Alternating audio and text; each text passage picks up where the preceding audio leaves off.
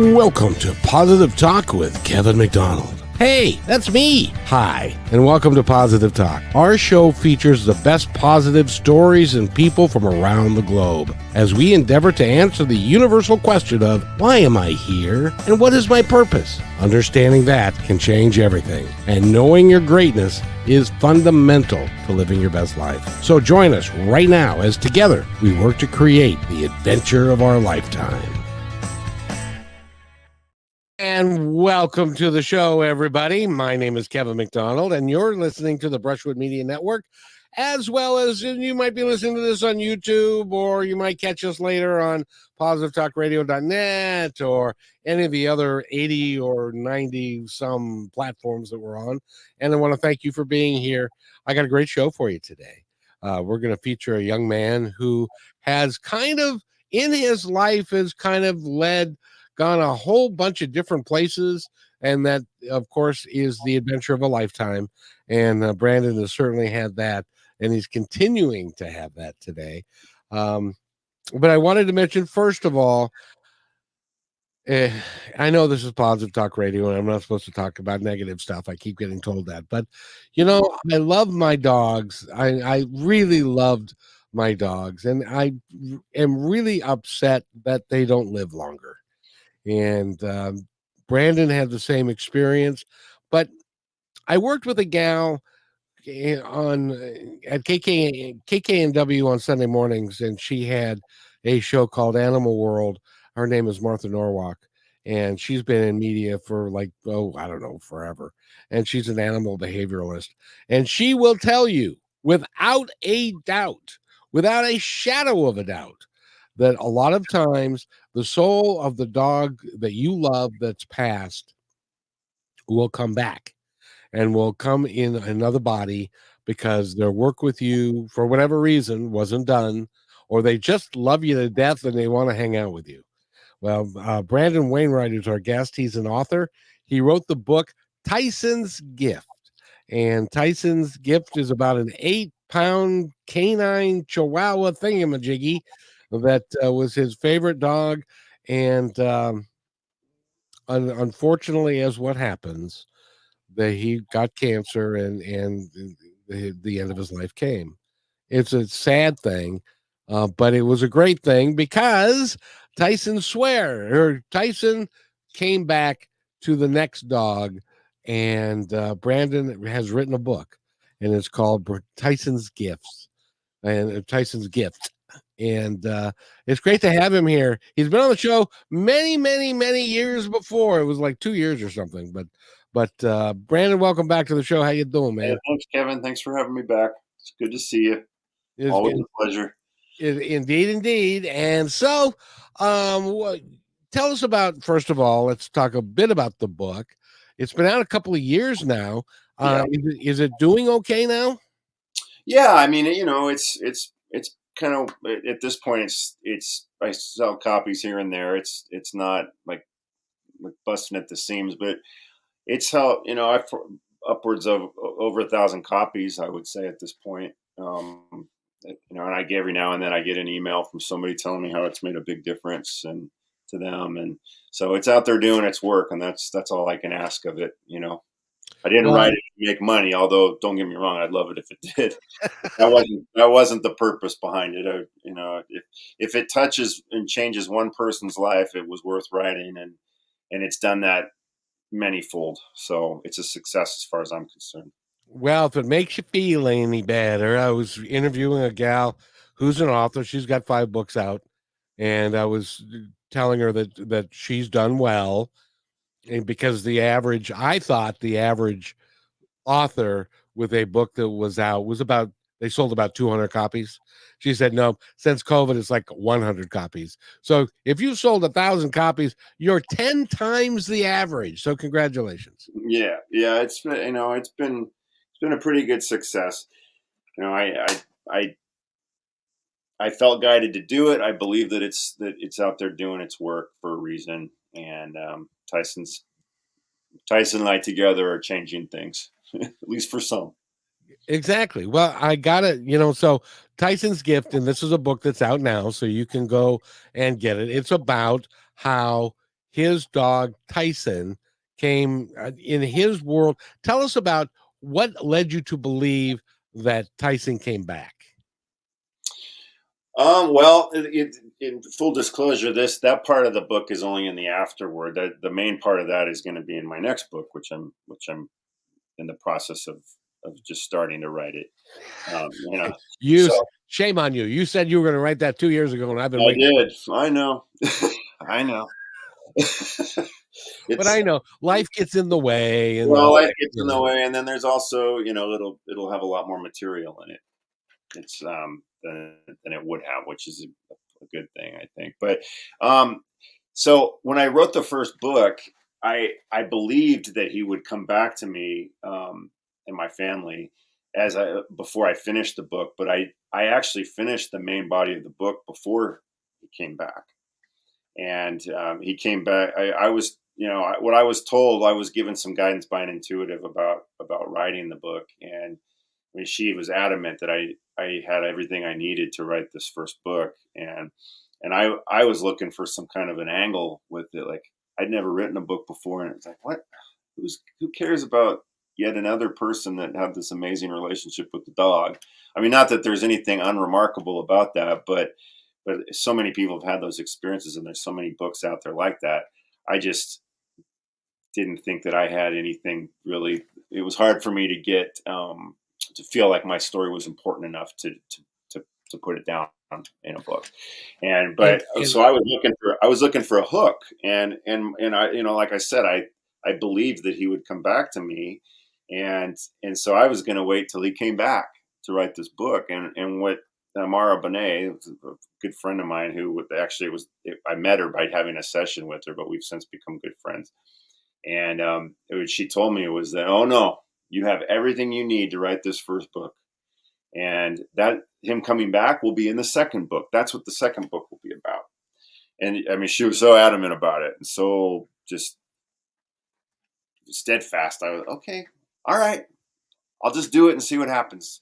Whatever, So I wrote the book, and literally 2 months after I finished it, I was still in the process of trying to find a publisher and that sort of thing. 2 months later, he came back, and he is a she now. Um, but yeah, but she's definitely the same soul. I have no doubt in my mind. so she acts kind of the same way and approaches you the same way, And, and all of that.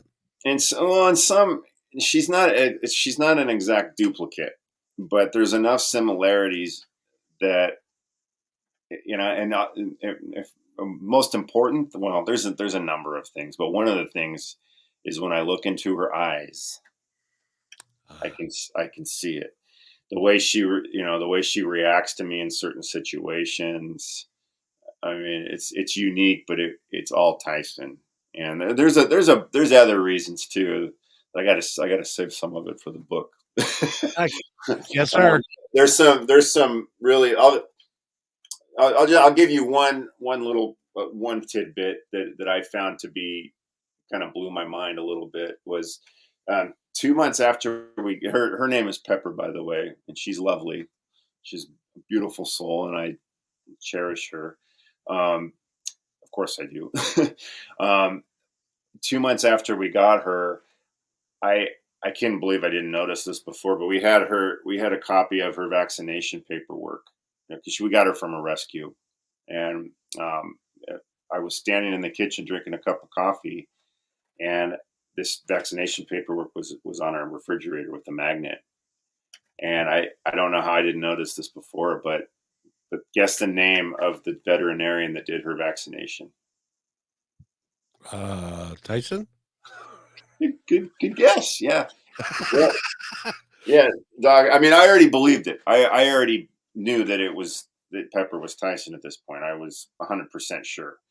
Um, and I've had that confirmed by every intuitive that I've ever brought it to. They all are completely sure that it's the same soul.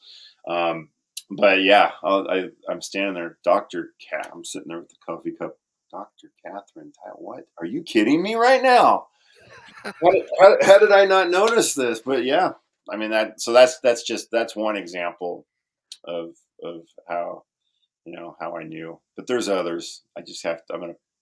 Gotta save some little tickle for the audience.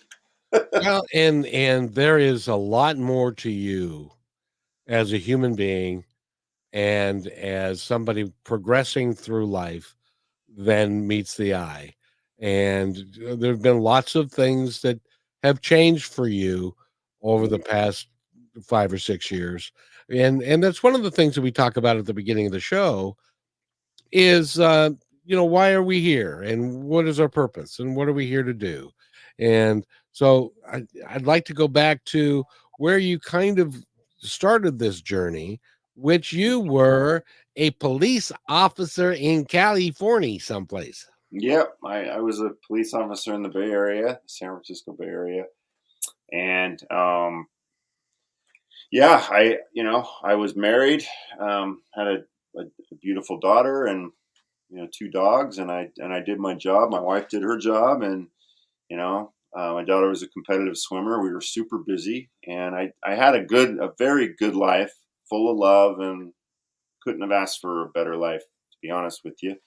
Um, but I certainly didn't see all this coming, and I didn't, and as a cop, I mean, I, I, I believed strongly in what I was doing, and and I enjoyed my job, but I probably wasn't your typical cop, as far as my personality and my, you know, that kind of thing. But the reality is, most cops aren't your typical cop anyway. The stereotype doesn't True. really isn't the stereotype is just that, it's a stereotype, and it's not always based on reality, or it's people's perception maybe, but not the reality of what's really going on there. Right. Well, and I will tell you, and I want to thank you. Now, I never ran into you because I was in Washington and you were in California, but um, I was a bus driver for 12 years, and I cannot tell you how many times a police officer came and saved my butt from a bad situation. And I want to thank you once you get into a relationship with the police in a positive way, it changes your perspective about the work that they do. And I got to tell you, I wouldn't want that job to save my life. I would never. Being a bus driver was one thing. Being a cop and dealing with the bottom 3% of the population over and over. And the same guys, over and over again would drive me crazy. So, but I applaud you and I thank you for your service. Well, thank you. It was an honor and something I'm very proud of. But if I want to be honest, I don't miss it. No, I don't miss being a bus driver either because Yeah. it served its role at the time, but it no longer serves me to do that. Just like being a cop Yeah. no longer served you. Yeah, it's no longer fits with what's going to make me happy, but I am very proud of it, and yeah, I'm proud to have been a part of that brotherhood. And once you are, you always are, right? It's something I have a lot of respect for police officers that are still serving, and the ones that are retired now. That they're yeah, it's Well, tell us a story of how you ended up in Florida from California, and so you quit your job and you moved to Florida. What motivated you to do that? well, that was kind of it was a shame, but it was COVID. I mean, the COVID situation in California really was what did it.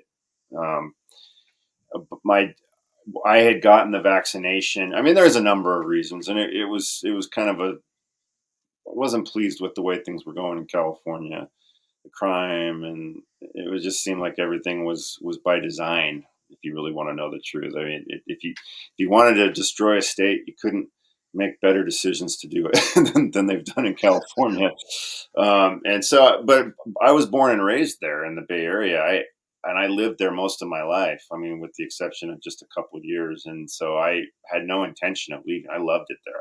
I didn't want to leave, and my biggest concern was how in the heck am I going to afford to live here once I retire? Because Yeah. it's so expensive, and the cost of living. But ultimately, I mean, there was displeasure there that was building, and but COVID really kind of changed things. There was a lot about COVID that was very, very frustrating with the way it was handled, and I had gotten the vaccination, um, and when it was first offered to first responders, because I was hesitant about it, but I just thought, well, if I don't get it and something happens to me, I'm going to feel like a real doofus.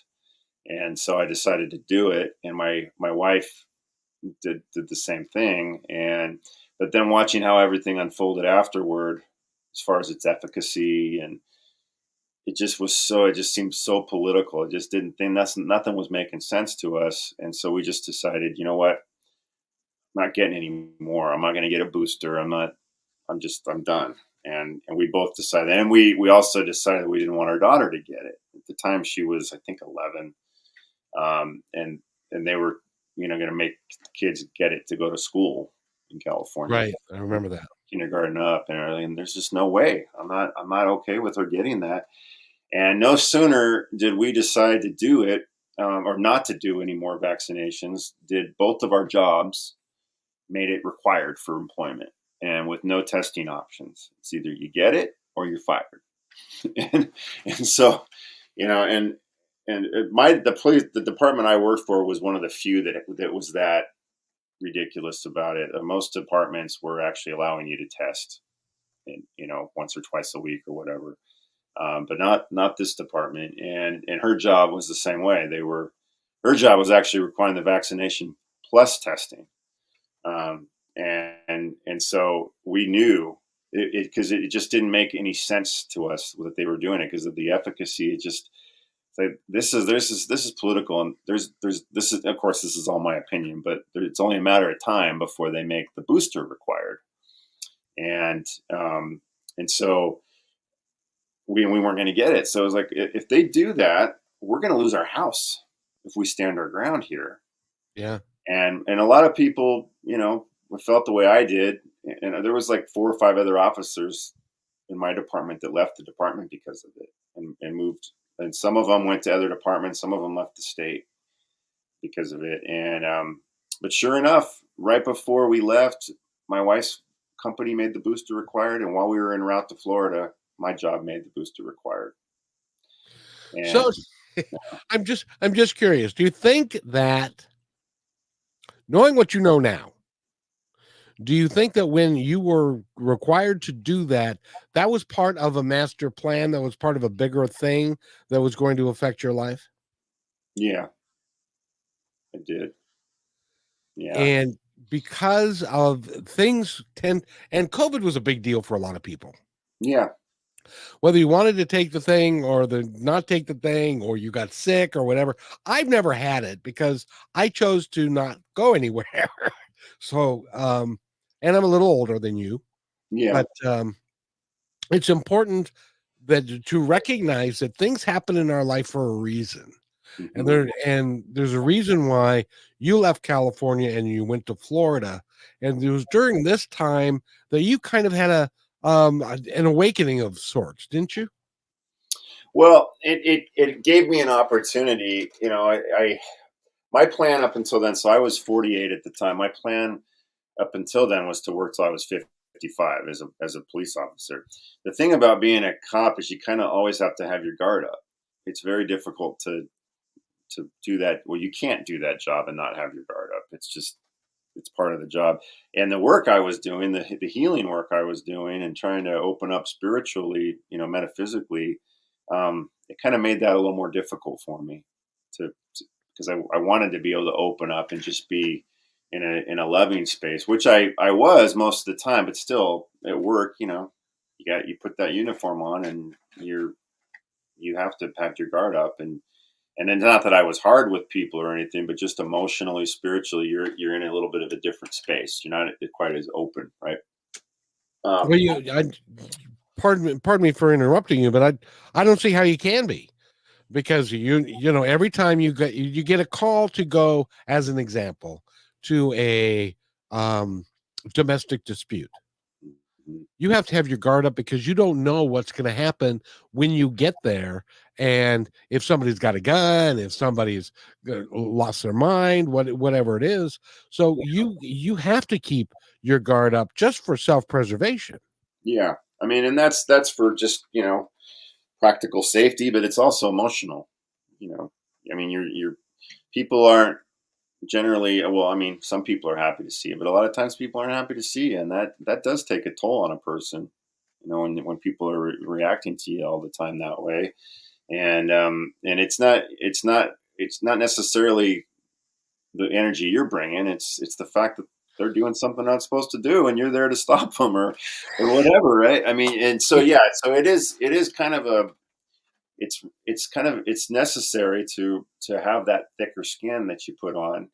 And and I didn't even work for a department where I was dealing with heavy stuff all the time. I mean, I had my fair share of pucker moments, and I've certainly uh, I certainly had to have the thicker skin, but I didn't work like in the inner city, and well, most of the time. Sometimes I ended up in there, but I wasn't like in a heavy like in Oakland, real rough part of Oakland. Those poor officers, dealing with that day in day out. I can't even imagine. I mean, I wouldn't have. I don't think I would have been able to stay in that for very long, because it would have changed. It would have, just out of survival, you would have become hard. And I wasn't willing to do that. So When you're in that kind of a situation, and the people that I know that have been police officers, it changes you on a fundamental basis because you have no choice. It's you get a different view of people. As an example, the only people that were happy to see you were people like me that were driving a bus who called you because this guy was being an idiot on the bus and we needed your help to get him off the bus, kind of thing. well, And actually, there's a lot of people that are kind and happy to see you. I mean, that's a reality too. But a lot more that aren't than you're than with the normal job. only the ones that aren't doing anything wrong. If they if they're Right, happy to right, see right. you, Yeah. unless unless they're doing something that they know they shouldn't be doing, then they're less than happy to see you. By the way, we're talking with Brandon Wainwright, and he's written the book Tyson's Gift. We're talking about him and a whole range of things about his life and who he is and how he got to where he is today and where he's going. And you can go to tysonsgift.com and buy the book from him. It has helped people understand the grief that you go through when you lose. In my mind, I lost my best friend. My dad died, and then my dog died. But I was sadder that my dog died than I was because my dad. Anyway, we'll No, save that. I grieved more for Tyson than I have for any other soul that I've lost in my lifetime. And that's kind of how it happens. We need to take a break. We're going to come right back and more talk with Brandon. So stay right with us. We're only gone.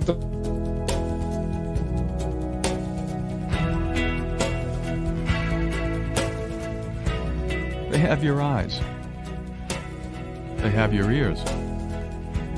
They have your smile. Now all they need is a little more of your time. Make a difference in your child's life, because anyone can be a father. It takes time to be a dad.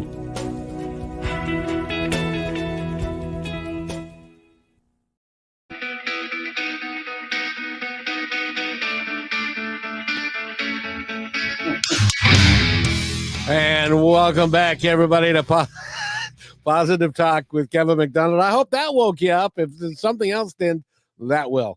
And we're talking with Brandon Wainwright, and I want to first of all, thank him for coming. And known him for. Always a pleasure. Always a pleasure, Ken. I love being on your show. It's the best. I appreciate. Well, we got to talk about some of the other. There's some stiff competition out there that you've been on and stuff. But we'll talk about that here in a minute. But he was a police officer. He went to Florida, complete change of lifestyle, and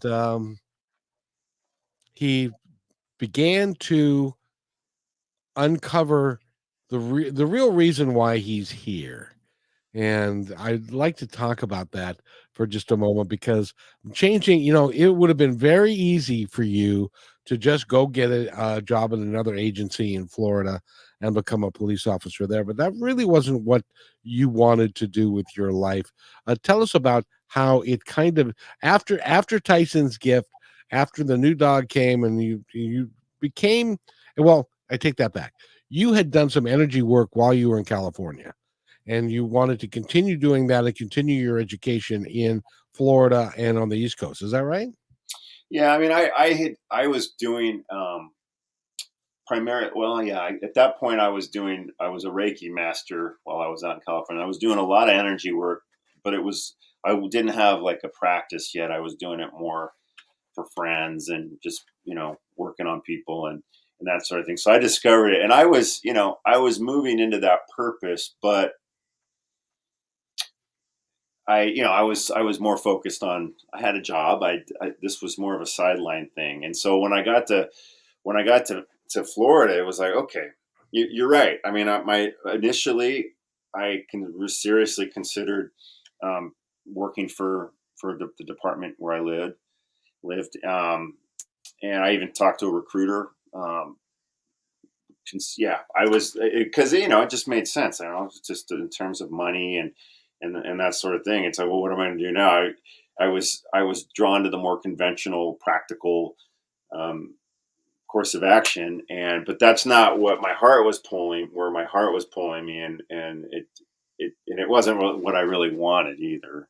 I was at that point. I was ready to not be a police officer anymore.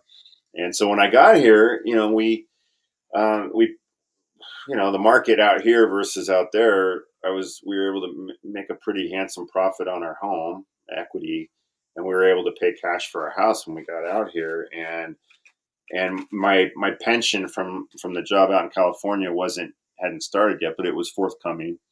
And my wife managed to keep a job where she still ended up working. Ironically, she continued to work for the firm that she had been working for in California, because they allowed her to work remote, and then she didn't have to get the booster. so so by leaving, she got to keep the job. And then ultimately she got recruited by another firm that hired her specifically to be a remote worker. So things worked out beautifully for her, and she deserves it. She worked her tail off, and she's really good at what she does. Um, so that worked out, but it kind of gave me an opportunity. Money was going to be tight for a little while, but it gave me an opportunity to kind of start over. And so I was taking classes, and I'm still taking classes at Delphi University in northern Georgia. It's up in it's McCaysville, Georgia. I'm at this point, I'm 3 classes from my doctorate up there. Congratulations, by the way. Oh, thanks. It's a wonderful school. I highly recommend it to anybody that wants to learn about their metaphysical abilities, their intuitive abilities, and to just grow spiritually. It's a wonderful place to go, and you'll meet some wonderful people there too. Delphi University, little plug for them. There's a commercial for you. Yeah, it's a great place. But then I also, while I was taking classes there, I was really hesitant. I was like, should I get a job? Wait till the pension starts. And one of my instructors, I was telling him about kind of my dilemma, and he says, "Why would you wait? Why would you wait to start your practice? You know, because I've gained other modalities by going to Delphi that are far more advanced than what I knew before. But at the time, I was a Reiki master, and that was the limit of my training. Not that there's anything little about being a Reiki master, but I kind of wanted to expand a little bit more than that before I started the practice. And he's like, "You're just afraid." He says, "Do it. What are you waiting for? You got the perfect opportunity." My wife was supportive, and so I went ahead and started the practice, and it was really a good thing, because it was kind of forcing me to put my money where my mouth was, so to speak.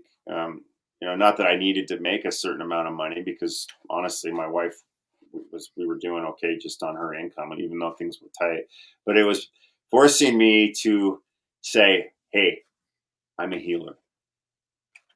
It actually forced me to come out of the closet. Not that I was in the closet, but to say, "Hey, yeah, I am. I'm a healer, and I'm even going to charge for it." That was a big step for me to declare that. And I still, so I won't get into it too much today, but there's been a lot that's happened in my personal life since all this. And so it's still an ongoing process. But yeah, I mean, you start doing that day in day out. Not only do you see a lot more miracles, but you're immersed in it, and it's kind of a whole different way of life, looking at things like that. And so I think it's pretty amazing. I think it actually made me a better person, even though things have been a bit of a struggle of late. And yeah, really good. Well, I want to tell you that everybody in life goes through what I call a bad country music song experience.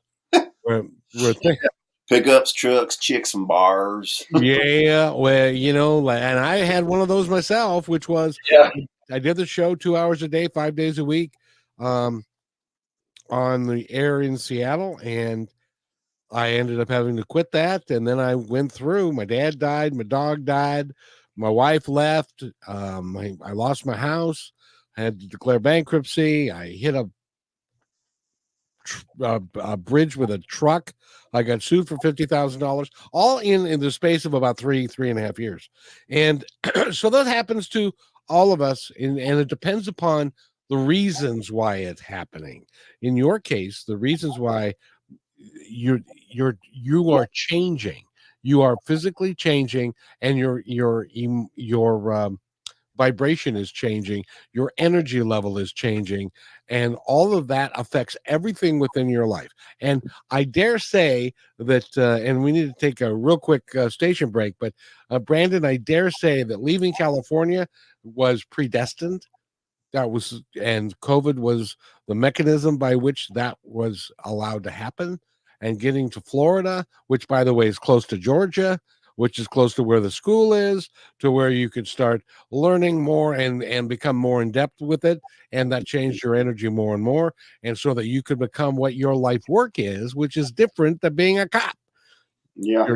Your life work is more along the lines of helping people and to become an energy healer and energy worker. So at least that's my opinion. I'm going to ask what your opinion is when we come back from this break. So stay with us, everybody. You're listening to Brushwood Media Network, the best in syndicated talk, news, and entertainment shows. As you go about your daily life, look closer. As you gather with family and friends who love and support you, look closer. There are youth right in your community who don't have the home, warmth, and healing you have. So look closer. Every year across America, a staggering 4.2 million youth are homeless or trafficked. And for 50 years, Covenant House has worked relentlessly to keep them safe and protected. Tonight, 2,000 young people will sleep safely in a Covenant House bed. And tomorrow, they will wake up surrounded by love. They get clean clothes, hot meals, medical care, and a safe place to sleep. 24 hours a day, 7 days a week. In sites across America to help them fulfill the great promise of their lives. So look closer at Covenant House. To help or get help, go to covenanthouse.org. And welcome back, everybody, to Positive Talk with Kevin McDonald. That's my name, by the way, Kevin McDonald, so I won't say that again. We're talking with Brandon Wainwright. He is the author of Tyson's Gift, his little dog that he had to put down and was replaced by another little dog.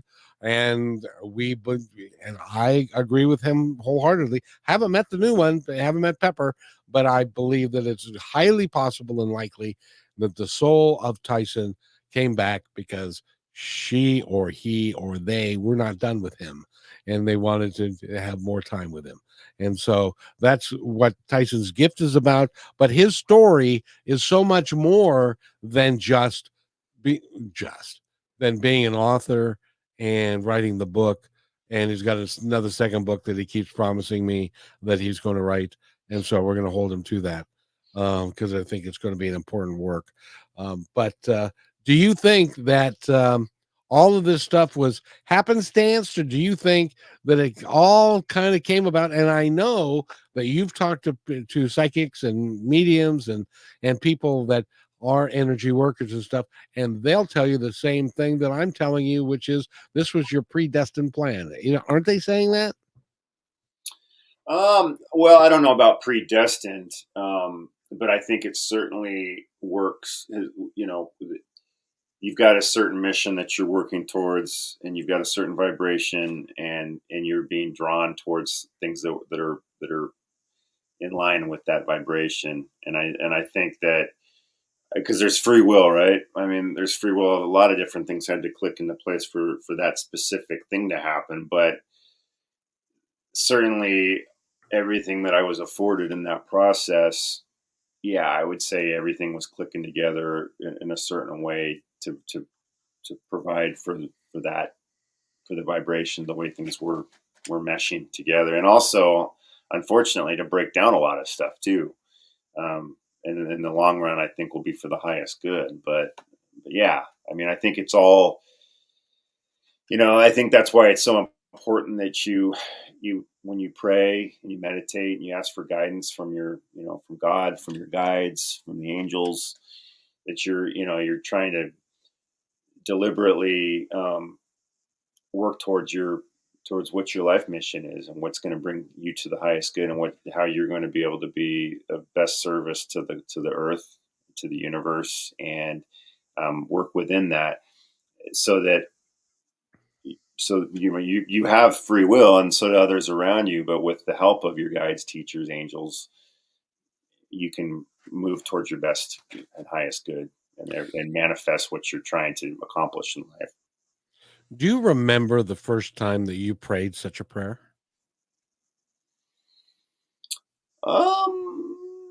Honestly, probably, yeah, probably in high school. I wasn't near as aware spiritually as I am now, but I knew there was more. I instinctively knew, and I did. I asked for guidance, And so this is, if you want my humble opinion, because this is what's happened in my life. I know it's all I can go by. I can't judge anybody else's life. I don't know them. I'm not them. But this is what happened. And when it came to the point when I said, it's like my guides and my angels and people are on the other side, God, if you will. I don't care what label you put on it. Um, but the spirit's on the other side. When I said, I want to know why I'm really here, and I want you to help me find that out as to why I'm here and what I'm here to do so that I can live my life purpose. And at which point they said, fine, finally, he's admitted that being a chicken salesman isn't all that there is in life. And there must be, yes, I was a chicken salesman, but that's a story for another time. not for Tyson, right? No, for a competitor of Tyson. Just, how ironic would that be? Yeah, that would be pretty ironic. Although Tyson was right down the street from the company I work for in Siloam Springs called Simmons. But in any event, it was, they now open the door, and they won't open the door until you ask them to. And so what they did for me is set a bunch of things into place so that I could go from one thing to another, all with the same idea involved in the same design to put it together. And if you look at in the totality of your life from where it was to where it is now, that's the same thing is happening to you. Yeah. It's moving from one place to another. And you're a young feller. You're by no means anywhere near done yet. No, I definitely have a lot more work to do before I leave this incarnation. Well, and more people to help, which is Yeah. really the important part. Well, that's specifically what I mean. I don't think I'm going to change. I don't have aspirations to change the world or to be a big deal. Um, you know, but I do want to do the best I can to make the biggest difference that I can make with what with my gift set, what I bring to the table. I want to, and that's like the book. I mean, I'm very proud of that book because I feel like it has made a really positive difference. Even though it might be limited compared to some, in terms of just sheer numbers, for the people that it has affected in a positive way, it's not small to them. and so it's a it's what it's all about. So right now I'm kind of in a state of kind of in a transitional period, but I'm definitely kind of leaning into the same spiritual work, writing, you know, maybe being on the radio. Yeah. Well, you were on the radio, you were doing a podcast, and by the way, you've also appeared with on Coast to Coast with George Norrie I have. and You know. and many other podcasts and stuff. What was that like? Because he is on 650 radio stations coast to coast. Oh, that's the name of the show. How about that? Coast Yeah, to Coast. I think even in overseas in some markets. Yeah. Oh, Forever. I could hear my heart pounding in my ear. I was so nervous. I was. I mean, I calmed down and the show went great, but I was a big fan, before I went on, and so I mean, I love the show. I love Ancient Aliens. He's on Ancient Aliens all the time. So it was kind of surreal to get to be a guest on his show talking about my story. It was pretty cool. I was very blessed and thankful for that opportunity. Um, Did you get much response from it? well, yeah, I mean, I got certainly the biggest response I had of all the shows that I went on.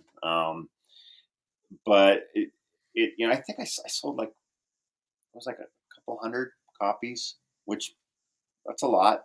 I mean, but I expected more if you really want to know the truth. But I was still thankful. I mean, that's 100 or 200 more people than I would have reached, so. Well, the important thing to think about, Brandon, is that somewhere, sometime, some way, the universe is going to conspire to have somebody who needs to read this book to find it at the right time. It might be in a used bookstore in Yeah, 10 years. It might be in a yeah, library. It might be on sure. somebody's desk. Yeah, and that already happens. Every now and then I get, and there's people that still that I've actually had healing clients come to me from that show, where they contacted me from hearing me on that, and I was able to help them a lot. The book, I've had people write me and say, hey, my friend read this book and gave it to me when my dog passed, and I read it, and it's changed everything for me. I've had that numerous times. I've gotten that email from people, and I mean, come on, what more do you want? That's all you can do. Yeah. See, your job was to write the book. And by the way, if you're out there going out, and what Brandon did, which was, I need to write this book. I need to, and if you don't follow through on that, then you're not being true to yourself. Follow No, through. yeah, no, I just, I felt like it was definitely going to make a difference to people. And I should probably give a little bit of a rundown on the book for the listeners that have never heard of it. But the book is like, it's only a couple hundred pages. It's not like a long read. But little over half the book is reads a lot like like Marley and Me. It's the story of Tyson's life with us and how he made a big impact on us. And he was a character. He was a beautiful, unique character, more like a person than a dog. And then when he passed away, the second half of the book is all about coping with his loss, and also the spiritual awakening that occurred in me as a direct result of his passing. Prior to that, I had a spiritual side, but I was more what I'd call an agnostic, and it just blew me wide open when he passed away. So I'll just leave it at that. And I think for a lot of people, especially people that will be listening to your show, they'll find the story fascinating and inspiring, and hopefully bring them some comfort too. Are you beginning to sense what I'm beginning to feel here is that even though you have free will, a lot of these things you planned for yourself before you even got here. Oh yeah, absolutely. Yeah. And so consequently, all of these things that are coming to you, it is a progression of where you were to become where you are and where you want to go. And Yeah. that is a real important thing for you to be open to, and to trust that that's where you're on your way to.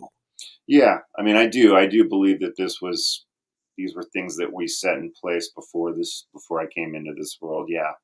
And actually, it's funny you say that, because Tyson, apparently, the soul of Tyson, he and I have been together like more times than like basically every lifetime that I've had. He's been a part of my life. And this may sound crazy to people, but not always as a dog. No. There are some that believe that animals, you can't go back and forth between animal and human in terms of, incarnations.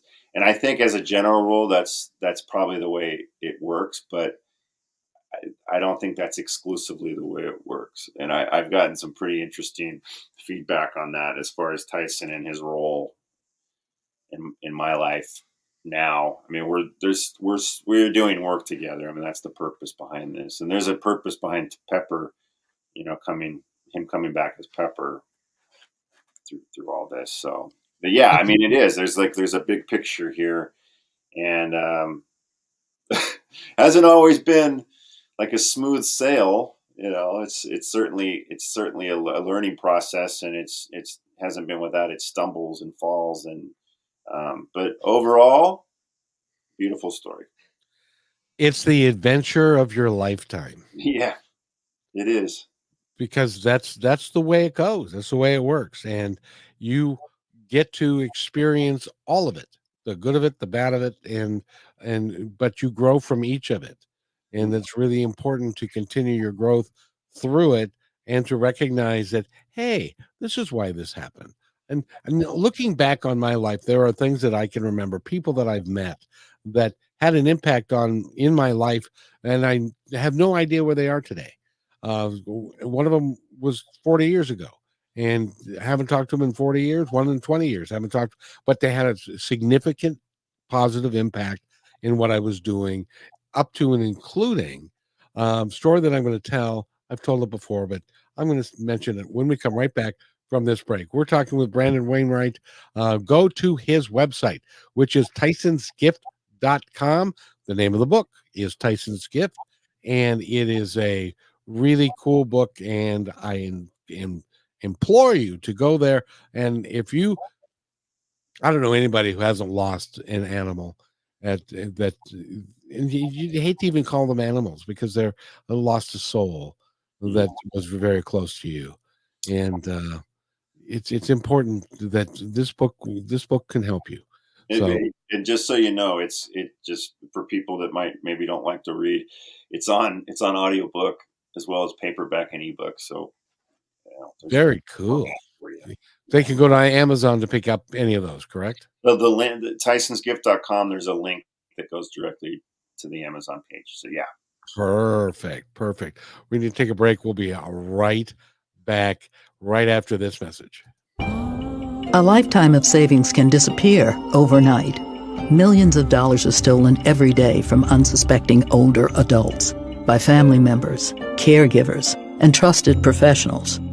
If you suspect financial exploitation, call the Elder Care Locator at 1-800-677-1116 or go online to the National Adult Protective Services Association to be connected with help in your area.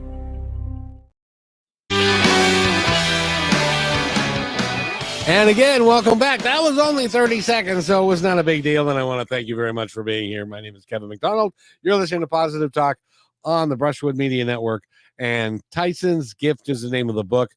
Brandon Wainwright is the author of the book. And I got to ask you a question. I know what the answer is going to be. Like a good attorney, you never ask a question if you don't know the answer to the question when you're in court. So I think a curveball at you.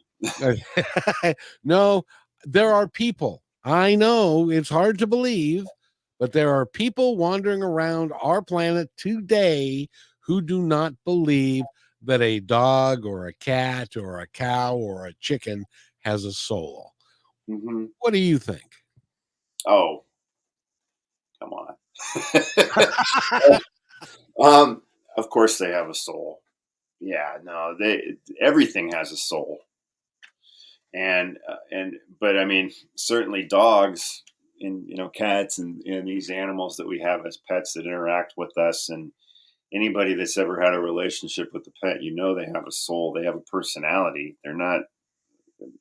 They certainly are here, and they're evolving, and their life, frankly, is just as important as yours. And I know and I'm not saying that we all play the same role. Like my stance on it is that, I mean, there are animals that are here for food, but that doesn't mean that they're not here to serve a purpose in other ways as well. It doesn't mean that they're not here to evolve as individuals, as souls that are, they themselves, this lifetime is playing a part for them in their evolution, and it's playing a part in everything's connected. All souls are connected. All things are connected energetically. The separation that we have in this plane, this incarnation, it's an illusion. And that's, by the way, why when you do like energy healing, a lot of the work that I've done, I've been able to work on people in other parts of the world. I'm out on the West Coast, and I do a healing on somebody on the East Coast, and I get a remarkable result from it. That's because I'm connected to that person energetically. I'm connected to you energetically. You're connected to me. You're connected to Tyson. Where we all, and so I see animals as just playing a different role, but just as important on the evolutionary scale as far as is what their meaning is and their purpose in the universe. We're all God's creations. So I don't subscribe to the idea of humans being superior. That's just me. No, I think you're absolutely right. I've got to tell you a real quick story. I grew up in the days, and they don't do it so much anymore, but I grew up in the days of open caskets. Yeah. I've And seen one or two of those. yeah, well, I imagine you have. But that's where your uncle or your grandfather or your somebody dies, and they'll have a procession past the casket, and you can look at their remains and give your best last wishes and that sort of thing. And I've seen 5 or 6 or 7 of them, and none of them, not one, ever looked like the person when they were alive. Their spirit, their essence was no longer there. When I had to put my favorite dog Crockett down, as they were administering the shot, you could see his eyes were open. You could see the light fade away from his eyes. That was his spirit leaving his body. And there's nobody is ever going to convince me of anything other than the fact that not only do they have a soul, but they have an intelligent soul. And he is now up keeping my dad company until I show up. Absolutely. I absolutely. I have a hard time. Well, I mean, I guess if you've been taught that your whole life and that's what your conditioning is, we all have those types of biases and things like that, but I have a hard time understanding how anybody could think that way, as far as them not having a soul. Absolutely, they have a soul. I have I think partially the reason for that is it's a heck of a lot easier to eat something if it doesn't have a soul than if you admit that it has a soul, which is why I'm not a vegetarian, but I'm getting closer and closer. Yeah, I feel you. I have the same sentiments, but everything has its purpose. And when we come in, I mean, some people come into this world with no, their souls comes in for some really hard lessons that they're going to learn in this incarnation. I believe that. Sometimes the harder the life, the more you're learning, the more you actually gain from that life. And I think animals are no different. I think animals have different things that they're here to learn, just like we are. And I mean, like Crockett, your connection with Crockett and everything Crockett accomplished. For me, Tyson, Pepper, I've got another dog, Ellie. Every one of them learned and grew. You could see it, and it had a deep, deep effect on their humans. And I I just think they're angels. You know, a lot of them, they're here, you know, serving a purpose of bringing light. You want to look at a light worker? A lot of times, you know, look at a dog. That's a light worker right there, right in front of you. Exactly. So, Brandon Wainwright, Or a what does the cat, future hold for or a you? cat, or a cat. I don't want it for those folks out there that are Yeah. a cat or a bird. I mean, there's, you know, or even a reptile. I mean, they they bring light. Look, I draw the line at reptiles. No, they're no. Yeah, Oh. they do. I know, but I just don't want. I just don't want to admit that. So, They bring light in different ways that maybe we don't quite understand. so Brandon, there is so much more to your story than what we've got to today, and we're and including your podcasts that you've done, and you're going to be doing more in the line of podcasts, including the potential of working with me on some of the shows that we do here. I would love for you to tell our audience just briefly, where do you see yourself going? What is your plan? Do you have one, or are you just going to let it go? You got a minute and a half, young man. All right. Well, yes, my plan. I won't get all into it today, but a lot of life changes. I'm not a cop anymore, but I am working as a flight attendant for a major airline.